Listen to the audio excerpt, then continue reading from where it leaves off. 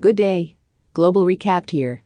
Today, I'm going to explain a 2014 horror comedy film called Tusk. Spoilers ahead. Watch out and take care. Wallace Brighton and Teddy Kraft are best friends who hosts a popular podcast called The Nazi Party. They search for humiliating viral videos on the internet which they will use as a material for their show. On the podcast, they will mock and laugh at it. What a show.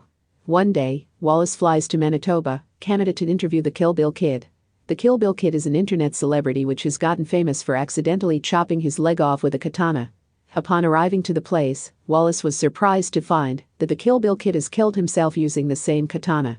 Probably because everyone is teasing him since his video has gotten viral and has fallen into deep depression. Wallace is upset that he flew all the way to Canada for nothing.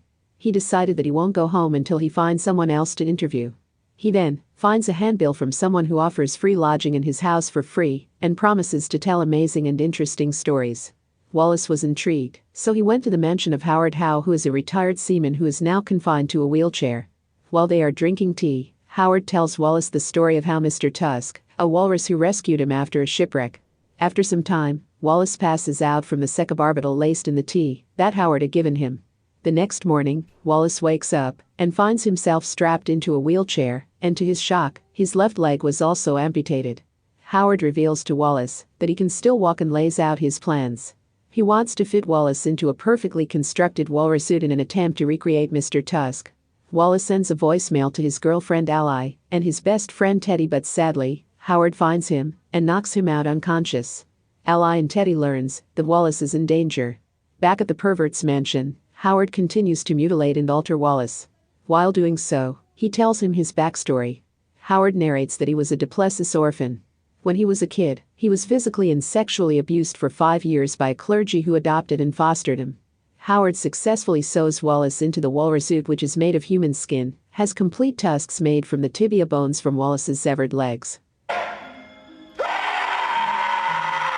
Meanwhile, a local detective puts Ally and Teddy in touch with Guy Lapointe. Guy is an inspector who has been hunting Howard for many years. In a local burger joint, Guy told both Ally and Teddy that Howard, which is the nickname of the first wife, has been kidnapping and murdering people for many years.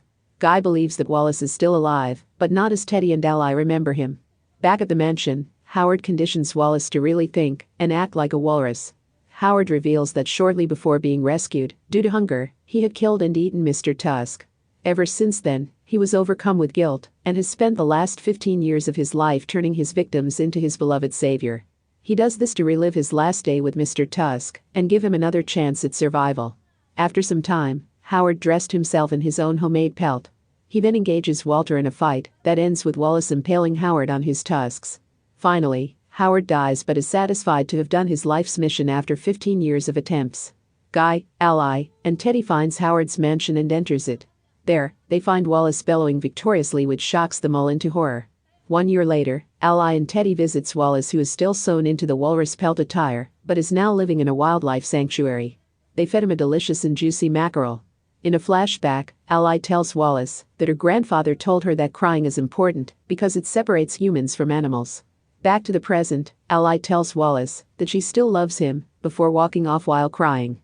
We then get to see tears run down from Wallace's face as he bellows.